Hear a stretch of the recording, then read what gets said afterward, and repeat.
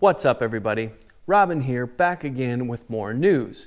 This time an update to a recent reveal. In January, Mazda revealed the 2025 CX-70, a mid-sized SUV to slot in between the CX-50 and the CX-90. However, upon seeing it, it looked suspiciously like the CX-90. And just a few weeks ago, Mazda confirmed exactly that. Starting with the exterior dimensions, everything is the exact same as the CX-90 down to the 10th of an inch. I'll go ahead and put those dimensions up on the screen right now for you to check out. Interior space follows suit. Inside, you get the same as the CX-90, 142 cubic feet, and even more specific than that, 40 cubic feet of cargo space is available behind the second row, and if you fold that row flat, 75 cubic feet of space is available, just like the CX-90. Knowing that, the rest of what I'm about to tell you is going to come as no surprise. The CX-70 will offer 2 different powertrains with 3 different powertrain outputs, and yes, those are the exact same 2 different powertrains and 3 different powertrain outputs as the Mazda CX-90. The base engine is a turbocharged 3.3-liter inline-6 that makes 280 horsepower and 332 pound-feet of torque.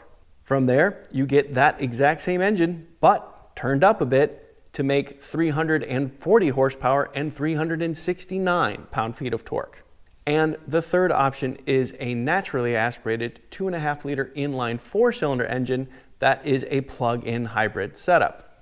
Combining the internal combustion engine and electric motor, you get 323 horsepower and the same 369 pound-feet of torque. Both power outputs of the inline-6 engine does get help from a 48-volt mild hybrid system, so in actuality, all 3 engine offerings for the Mazda CX-70, just like the CX-90, is a hybrid.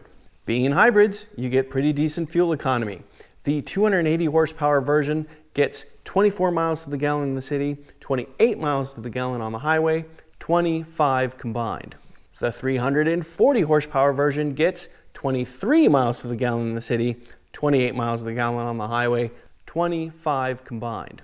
The plug-in hybrid version, on the other hand, makes use of a 17.8 kilowatt hour battery pack to get 26 miles of electric-only driving range and 56 miles to the gallon equivalent fuel economy.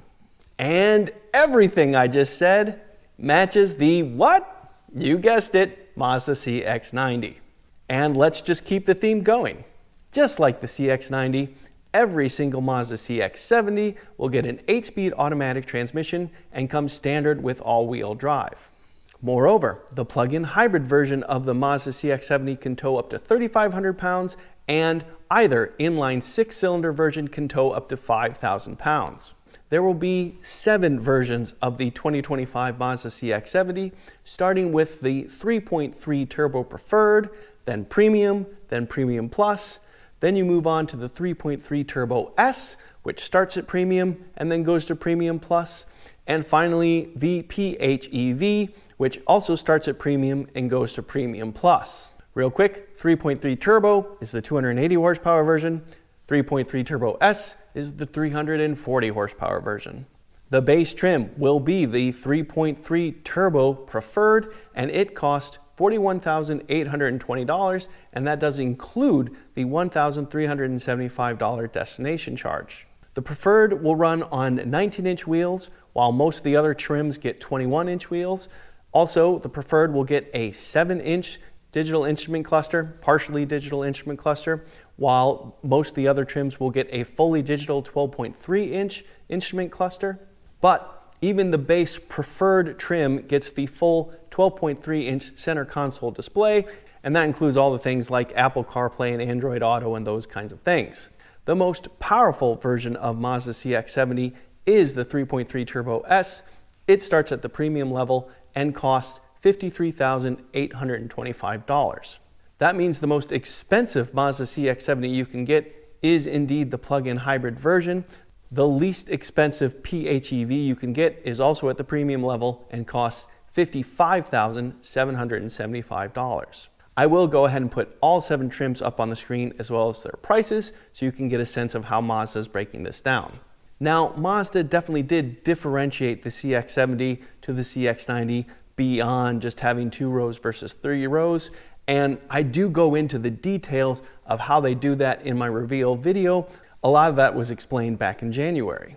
I did also write about those differences in an article I wrote for Gear Junkie back in January, and I will have a link to my article in the description of this video, as well as a link to my reveal video, but that one should also pop up right there. But I have to say, I think this is rather brilliant on Mazda's part. People like space in their vehicles. That's near universal. The difference is some people like filling that space with people, and others like filling that space with gear, their stuff. And Mazda took a very simple approach. After all, why change the body and the chassis and all these other things when all you really have to do is take out a row of seats, change the name, and wash your hands of it because you're done. Of course, I will change my tune very quickly if the Mazda CX-70 doesn't drive well. But considering that this is on the same chassis and that it also has the same double wishbone front suspension, multi-link rear suspension, chassis layout, and they basically weigh the same too, I have a feeling they're going to drive really, really similarly. And that's another way of saying drive really well, because the CX-90 was brilliant considering how big it was. Speaking of, Mazda says to expect the 2025 CX-70 to arrive at dealers this fall, and hopefully that means I'll get a chance to drive one around the same time, and as soon as I do, I will definitely share what I think. Okay, that's it for now. Again, I'm Robin Warner. Thank you very much for watching.